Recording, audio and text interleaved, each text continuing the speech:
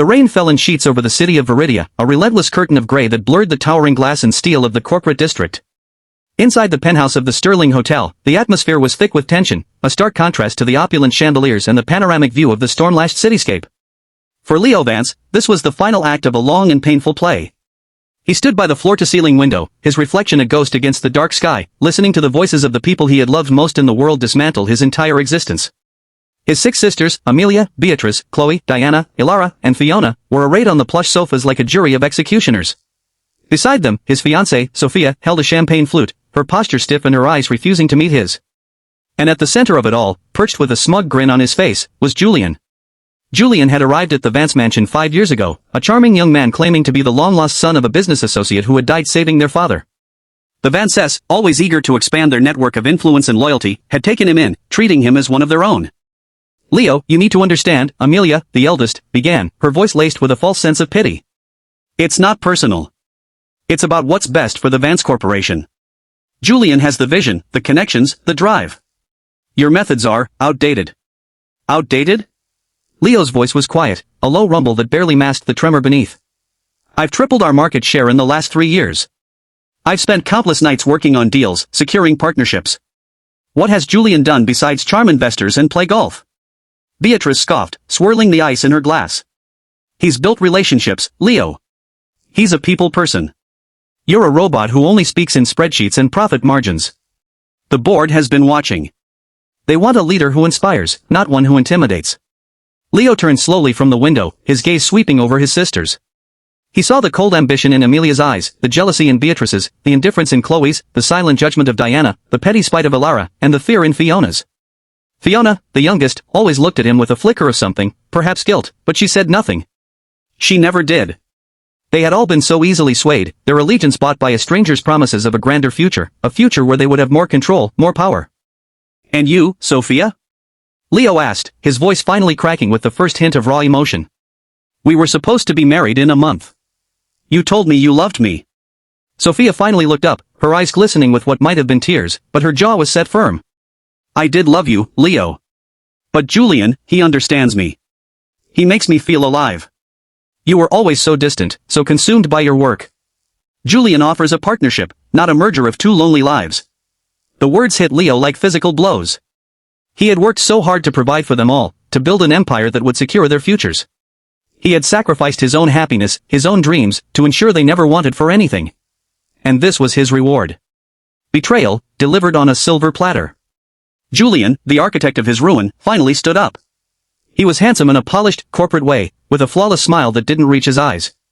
"Leo, old boy, don't take it so hard. It's just business. And this," he gestured to the room, "is just another transaction. You're being bought out, not excommunicated. You'll have a generous severance package. You can go start a small cafe somewhere, write that novel you always talked about." Leo's fists clenched at his sides. He could feel the familiar, cold rage building in his chest, the same rage he felt when he was a child, a foster kid bounced from one uncaring home to another, before the Vances adopted him. He had fought his way out of poverty, out of obscurity, by sheer force of will and intelligence. He had turned the Vance Corporation from a sinking ship into a flagship enterprise. And now they were casting him aside for a fraud. "No," Leo said, the word simple but heavy with finality. "I won't accept this. You're making a terrible mistake. Julian isn't who you think he is." "And who is he, Leo?" Diana asked, her voice dripping with sarcasm. "Do you have any proof, or is this just the desperate last stand of a broken man?" The truth was, Leo had no proof. His suspicions were based on a series of subtle inconsistencies in Julian's stories, a look of recognition Julian had once exchanged with a rival CEO, a gut feeling that had been screaming at him for months. But he had been too focused on running the company to investigate properly. He had trusted them. He had trusted her. And that trust had been his downfall. He felt the world spinning. The penthouse, which had been his sanctuary, now felt like a cage. The rain pounded against the glass, mirroring the storm inside his heart. He looked at Sophia one last time, searching for a trace of the woman he had asked to be his wife. He saw only a stranger, a woman who had chosen a mirage over a real person. "Take your money, Leo," Amelia said, standing up and smoothing her designer dress. "It's the only thing you have left to hold on to." It was the final insult. They had stripped him of his family, his fiancée, and his life's work, and now they were offering him a pittance as a consolation prize. Leo took a step back, his shoulders squaring. He was not a man to be pitied. He was not a man who groveled. "Keep your money," he said, his voice now eerily calm. The storm within him had passed, replaced by a vast, cold emptiness. It was the calm of a man who had seen his entire world collapse and had decided to build a new one from the ashes. "You have my name, my company, my fiancée. But you will never have my respect. And you will never see me again." He turned and walked out of the penthouse, leaving behind the gasps and murmurs of his sisters and the stunned silence of his ex-fiancée. The elevator ride was a blur. As he stepped out into the main lobby, a figure nearly collided with him. It was a young woman, flustered and carrying a stack of documents that she had just dropped. "Oh, I'm so sorry," she said, her voice sharp and professional. She was immaculate, wearing a tailored business suit that looked like it cost more than most people's annual salaries. Her dark hair was pulled back in a sleek ponytail, and her eyes, sharp and intelligent, assessed him with a speed that was almost intimidating. Leo knelt down and helped her gather the papers. Their hands touched, and a jolt of static electricity, or perhaps something more, shot through him. As he handed her the last file, he looked at the name on the cover. Cassandra Sterling. Sterling. As in the Sterling hotel chain. As in one of the largest, most powerful corporations in the world. He remembered the rumors.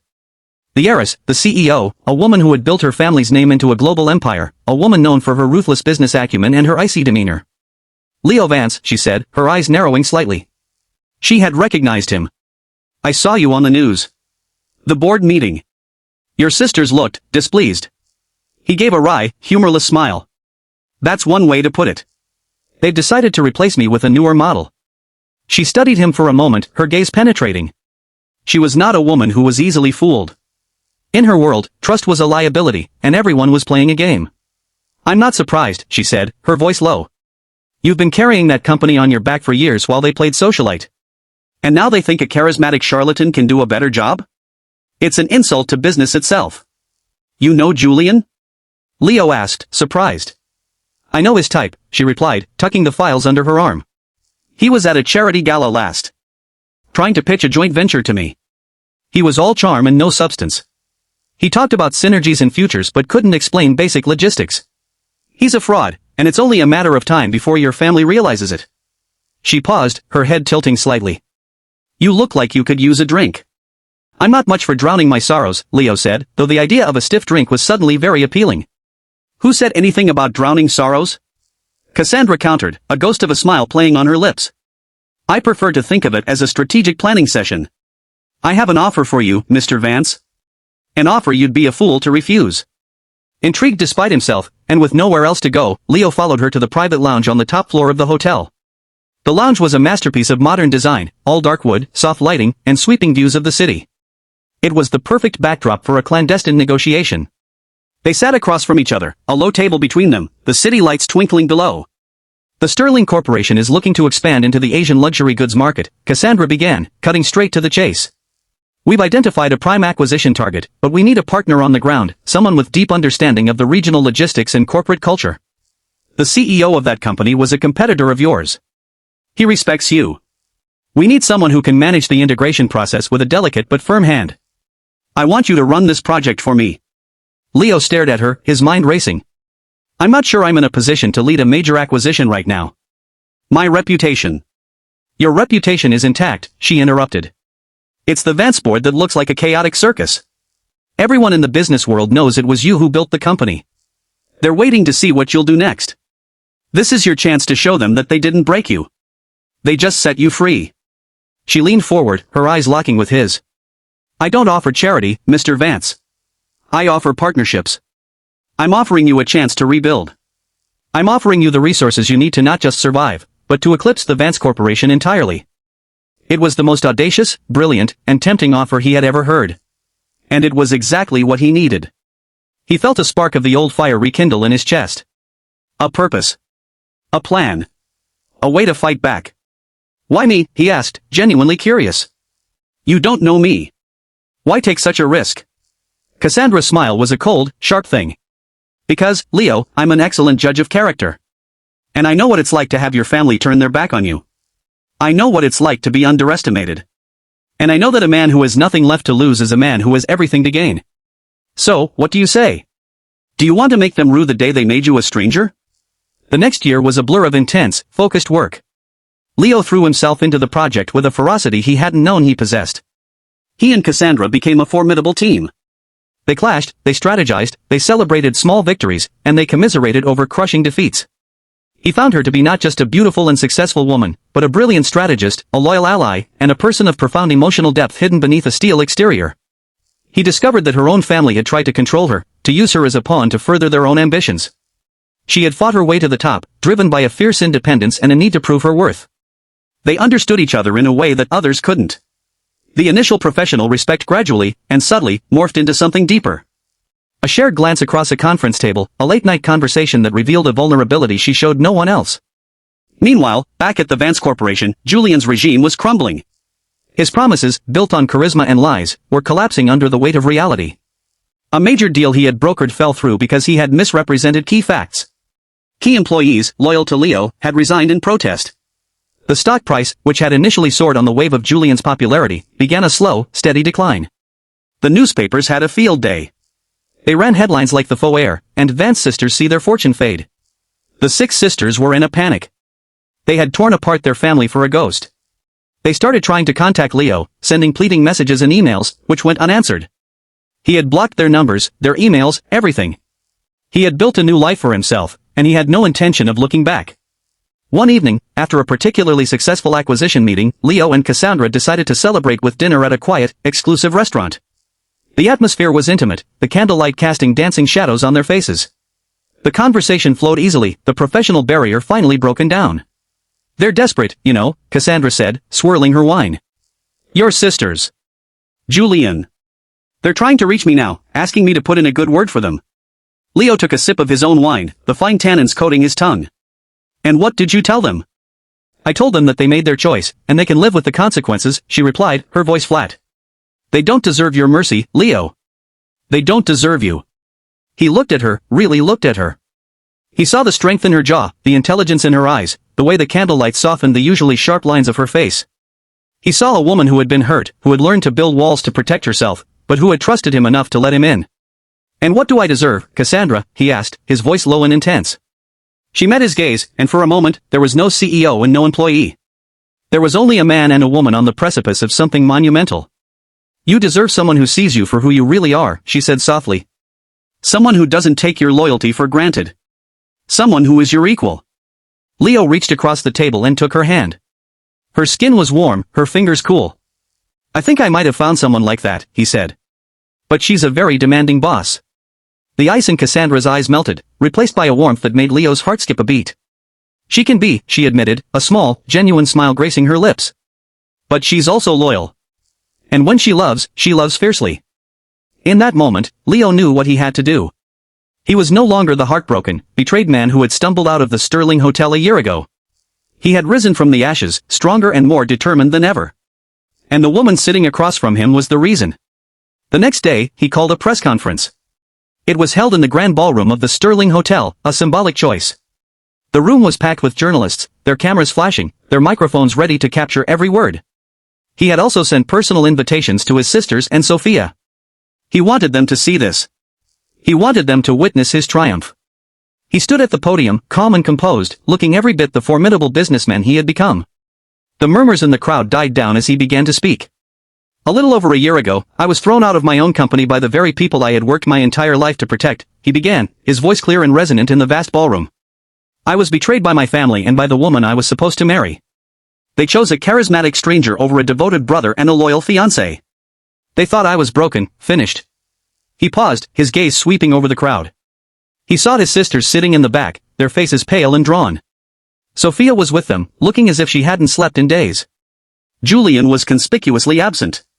He had fled the country a week earlier, leaving the company in financial ruin.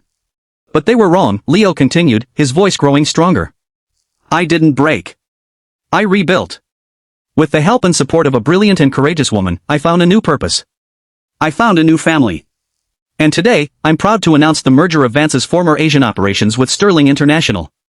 This new entity, Sterling Vance Holdings, will be the leading force in the Asian luxury goods market, and it will be under my leadership." A collective gasp went through the room. It was the business equivalent of a declaration of war. The Vance Corporation, which had just been a crumbling shell of its former self, was now being absorbed into an even greater empire. And it was Leo who would be at the helm. He looked directly at his sisters. He saw the tears streaming down Fiona's face, the anger and disbelief in Amelia's eyes. He saw the utter devastation on Sophia's face. They had gambled everything on a lie, and they had lost. The realization was a palpable wave in the room. You wanted a CEO with vision and charisma, Leo said, his voice cutting through the stunned silence. Well, here I am. I just hope your new investments are doing as well as mine. His 6 sisters stared at him, their mouths agape. They had come to beg for his help, to ask him to save the company from Julian's mess. They had not expected this. They had not expected to see the quiet, gentle brother they had discarded transform into a force of nature. The youngest, Fiona, finally stood up, tears streaming down her face. Leo, we were wrong, she sobbed, her voice choked with emotion. We were so wrong about everything. He lied to us. He manipulated us. Please, you have to come back. We need you. Leo looked at her, the only one of his sisters who had shown even a flicker of regret. Fiona, I'm sorry it took this for you to realize it, he said, his voice softening just slightly. But my place is no longer with you. I've found my family. He turned to Sophia. She looked older, the light in her eyes completely gone. Leo, I made the biggest mistake of my life, she whispered, taking a step toward him. I was blinded. I was foolish. I still love you. Leo felt nothing for her but a vague sense of pity. The love he had felt for her had died the night she had chosen Julian over him. It had been replaced by something far more precious, the respect and devotion he had found with Cassandra. I don't love you anymore, Sophia, he said, his voice firm but not cruel. That door is closed. You made your choice. Now you have to live with it. I hope you find whatever it is you're looking for, but it won't be with me. He turned his back on them, ignoring the eruption of whispers and camera clicks. His sisters were calling after him, their voices a discordant chorus of pleas and threats. He didn't look back. He walked past the rows of journalists, past the photographers, and out the door. He was done with the past. He found Cassandra waiting for him in the private hallway. She was leaning against the wall, her arms crossed, a proud smile on her face. That was magnificent, she said. They'll be filing for bankruptcy by the end of the month. Leo walked up to her and took her hands in his. The storm had passed. The ashes of his old life had given rise to something new, something beautiful.